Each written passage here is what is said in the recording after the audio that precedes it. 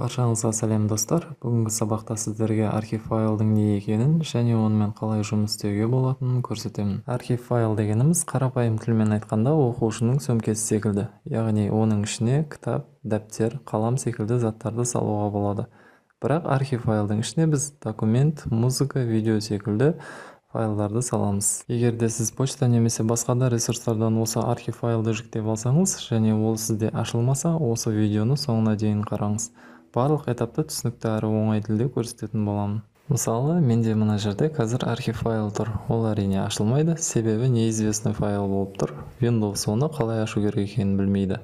Бұны архив екенін қалай білуге болады? Кез келген файлдың расширениесі бар. Ол документтің атауынан кейін нүктеден соң орналасқан, яғни 3 әріптен тұрады. Архивтің расширениесі rar және zip. Және мынау тип деген бағанға қарайтын болсаңыздар, осы жерде де файл rar деп екі тырнақшаның арасында алынып тұр. Яғни бұл да бізге файлдың расширениесі қандай екенін көрсетеді. Егер де сіздерде бұлай емес басқаша көрініп тұратын болса, мысалы әр компьютерде әртүрлі болуы мүмкін, осылай немесе тағы да басқаша көрініп тұратын болса, онда жаңағыдай мендегідей барлық информация шығып тұру үшін осы жерде кез келген бос жерге мышканың оң жағын бассаңыздар, осы жерде бірінші тұрған вид деген вкладканы таңдаймыз. Осы жерден таблица деген настройканы таңдасақ, бізде таблица бойынша шығады және мына жерде бағандары бар информация. Яғни файлдың аты, датасы, осы жерде тип деген әртүрлі файлдардың типтері жазылған. Осы жерден файлдың типі қандай екенін көруге болады. Енді осы жерден біз файлды ашатын болсақ, яғни бізде осындай нәрсе шығады. Бұл Windows 10 операциялық жүйесінде осындай терезе шығады. Мына жерде каким образом вы хотите открыть этот файл деп қойған. Яғни ол дегеніміз Windows бізде қазір бұл файлдың, яғни бұл файлды қалай ашу керектігін білмейді. Ол үшін біз Windows'ға бұны қалай ашу керектігін көрсетуіміз керек. Яғни осы файлды ашатын программаны компьютерге орнатуымыз керек. Ол үшін кез келген браузерге кіреміз және мына жерде поисковый строкада WinRAR деп жазамыз. Осы жерде мына ең бірінші бұл жерде www.win-rar.com. Бұл осы WinRAR-дың официальный сайты. Осы сайтқа кіреміз. Яғни сіздерде осындай дизайндағы сайт шығу керек. Бұл бізде WinRAR-дың официальный сайты. Енді мына жерде купить WinRAR және скачать WinRAR деген бар. Бізге сатып алудың қажеті жоқ WinRAR-ды. Сол үшін мына жерде скачать WinRAR-ды басамыз. Бұл жерде бір айтып кететін нәрсе, скачать WinRAR деген бұл 64 разрядтық компьютерлерге арналған. Астында нажмите сюда, чтобы скачать 32-битную версию деп тұр. Мұнаны бассаңыздар 32 биттік Windows'ға скачать етіледі, үстіндегісі 64 биттік разрядқа арналған. Компьютердің разрядтылығын білу үшін этот компьютер немесе мой компьютерді ашамыз. Сосын сіздерде мына жерде локальный дискісі деп осылай дисктер шығу керек. Және осы жерде төменде мынау бос жерге мышканың оң жағын басамыз да свойствоны басамыз. Сосын бізде мына жерде біздің компьютеріміз, яғни Windows туралы қысқаша ақпарат шығады. Мысалы бұл жерде менде тип системы 64 разрядная операционная система процессор X64 деп тұр. Яғни менің операциялық жүйем ол 64 разрядтық. Егер сіздерде 32 разрядтық болса, тип системы 32 разрядная операционная система процессор X32 деп тұрады. Сондай жағдайда сіздер 32 биттікті скачать етесіздер. Ал егер 64 болса, жаңағы скачать WinRAR дегенді басамыз. Одан кейін осы бетке өтеді. И мына жерде бізде продолжать скачивать WinRAR деп тұр. Осыны басамыз. Так, болды, мына жерде біз пультті таңдауымыз керек. Сіздерде стандартты түрде ол загрузки деген папкада тұруы мүмкін. Яғни осы жерде, осы загрузкиге WinRAR 64. Яғни осы программаны сохранить етеміз. Болды. Енді бізде программа жүктеліп жатыр. Көлемі бар болғаны 3,4 мегабайт. Анау айтқан ауыр емес. Егер сіздерде осылай загрузка басталмаса, мына жерде жазылып тұр: благодарим вас за загрузку WinRAR. Если ваша загрузка не начиналась в течение 5 секунд, нажмите здесь деп тұр. Егер де сіздерде осылай жүктелмесе, осы бет шығып тұрса, мына жерде тағы бассаңыздар, одан кейін жаңағы программа жүктеледі. Содан соң осы жүктеліп болған файлдың үстінен басамыз. Мынандай предупреждение шықса, басамыз запустить дейміз. Мына жерде да дейміз. Мына жерде папка назначения, яғни бұл осы программаны орнататын путь көрсетілген. Менде бұл с-ға басылады деп тұр. Яғни бұны өзгертпей қойсаңыздар да болады. Бұл ешқандай ауырлығы жоқ бұл программаның. Сол үшін с-дискке баса беруге болады. Установить.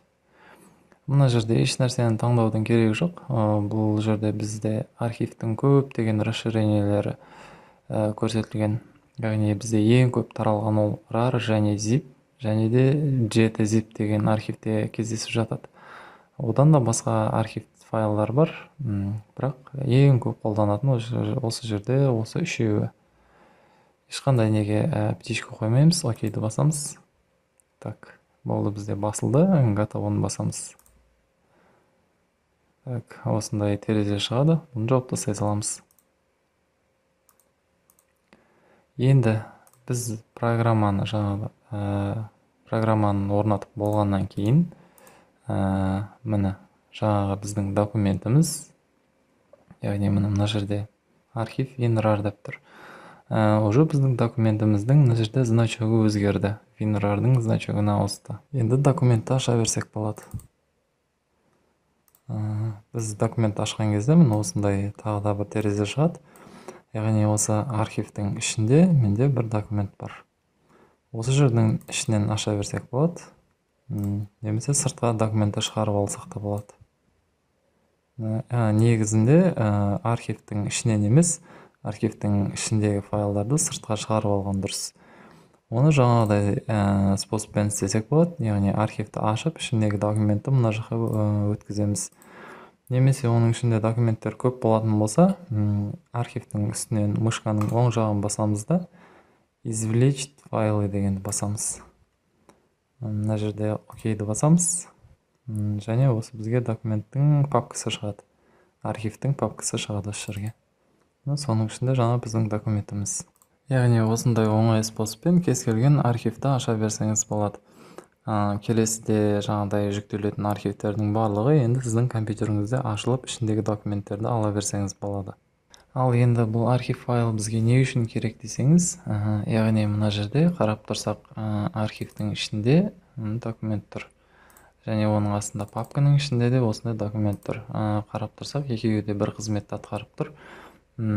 Файлдарды папкада сақтай бермейміз, бізге архив не үшін керек деп сұрасаңыздар, біз жаңа басында айтып кеткендей, архивті біз оқушының сөмкесімен салыстырдық, сол сияқты деп. Мысалы ойлап қараңыз, егер де бір оқушыны алып, ол мектепке кетіп бартқан кезде оның заттарын, кітап, дәптер, қаламдарын оқушының қолына ұстатып жіберетін болсаңыз, ол оқушыға біріншіден тиімсіз, екіншіден ол заттарды қолымен ұстап апару ауыр. Яғни былайша қарайтын болсақ, ойлап қарайтын болсақ, ол заттарды жаңағыдай қолмен ұстап бару тиімсіз. Оны жаңағыдай сөмкеге салып, арқалап апарған әлдеқайда тиімді. Енді жаңағыдай біз интернет арқылы басқа да таныстарымызға документ жіберетін болсақ, тоже осы ситуация сияқты, папкамен біз файлдарды жібере алмаймыз.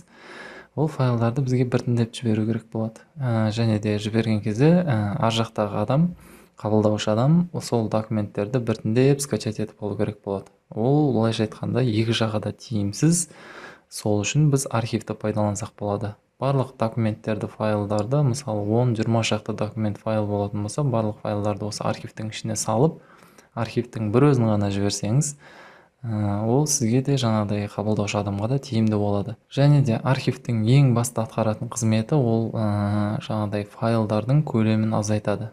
Яғни сіздің документіңіз, барлық документтеріңіздің памяті шамамен 100 мегабайт болатын болса, архив оны 80-70 мегабайтқа дейін жаңағыдай памятін азайтып береді. Ол әр кезде әртүрлі болуы мүмкін. Кейде 100 мегабайт 50 мегабайтқа дейін азайтады, немесе кейде 90-ға дейін азайтады. Ол документтердің өзіне байланысты. Былайша айтқанда, егер үлкен көлемдегі документтер, файлдарды жіберетін болсақ, осы архив арқылы біз ол файлдардың көлемін кішірейте аламыз. Жаңа мен сіздерге архивті қалай ашу керектігін көрсеттім. Енді сол документтерді қалай архивке айналдыру керек екенін көрсетемін. Ол мысалы біз басқа таныстарымызға файл немесе басқа да документтерді жіберу үшін керек болады. Мысалы қазір менде отчет 2021 деген папка бар. Оның ішінде Word және Excel документтер, тағы да ішінде өлеңдер бар. Бұл папканың менде көлемі 25,4 мегабайт. Яғни енді осы папканы мен басқа біреуге жіберетін болсам, яғни электронный почта арқылы мына папканы әкеп мына жаққа салсам, менде осындай ошибка шығады. Чтобы загрузить папку отчет 2021, сначала сохраните ее в формате zip деп шығып тұр. Яғни бұл дегеніміз біз папканы жібере алмаймыз. Енді біз осы папканы архивке айналдыруымыз керек. Ол үшін мышканың оң жағын басамыз осы папканың үстінен. Және мына жерде добавить в архив деген бар, соны басамыз. Одан кейін мына жерде бізде осы архивке айналдыратын бірнеше параметр шығады. Мына жерде имя архива. Архивтің атын жазсақ болады. Мен осы күйінше қалдырамын. Және мына жерде формат архива деп тұр. RAR, RAR4 және zip деп тұр. Мына жерде RAR немесе zip-ті таңдасаңыздар болады.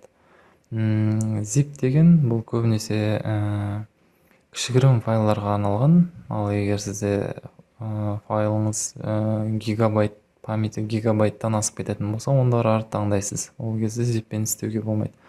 Ал біздің жаңағыдай памяті кішігірім папкамыз болатын болса, онда zip-ті таңдаймыз. Яғни имя архива жаздық, zip-ті таңдадық. Және мына жерде осы архивке пароль қойып қойсаңыздар болады. Установить пароль. Мына жерде введите пароль. Және 2 рет жазамыз. Снокейді бассаңыздар, уже сіздерде архивте пароль тұрады. Бірақ маған қазір пароль керек емес. Окейді басам. Болды. Біздің отчетымыздың архиві жасалды. Біздің папкамыздың көлемі 25,4 мегабайт. Оны архивке айналдырғаннан кейінгі памяті 25,3 мегабайт. Мына жерде көріп тұрсыздар. Айырмашылық шамалы ғана. Яғни біз осы арқылы 100 килобайттай экономдадық. Бірақ өйткені себебі менде ол документтің ішінде 2 ғана документ бар еді. Қалғаны өлең әндер еді. Ал сіздерде басқа егер документ және суреттердің саны өте көп болатын болса, ол кезде кәдімгідей үлкен көлемді бізге азайтып беру мүмкін. Енді біз осы архивімізді почта арқылы басқа адамға жіберіп көрейік. Так, архивті аламыз да, мына жаққа жібереміз. Прикрепление файла. Размер файла превышает 25 мегабайт деп тұр. Он будет отправлен в виде ссылки на Google Диск дейді. Яғни біздің бұл документіміз, яғни 25 мегабайттан памяті асып тұр. Сол үшін бұл бірінші бізде Google Дискқа орналастырылады. Кейін осы Google Дисктің ссылкасы жаңағы адамға беріледі. Яғни осы біздің жіберген документімізді біздің жіберген адамымыз скачать етіп алады. Яғни біз отчетты, zip-ті интернет арқылы жіберуге мүмкіндігіміз бар. Яғни осылай кез келген документті архив ретінде басқа адамдарға жібере берсеңіздер болады. Егер де электронды почтамен жұмыс істеу туралы білгіңіз келсе, онда лайк басып комментарий қалдырыңыз. Егер де сұраныс көп болып жатса, келесі сабақта мен осы электронды почтамен қалай жұмыс істеу керектігін толық көрсететін боламын. Назарларыңызға рахмет, қош сау болыңыздар.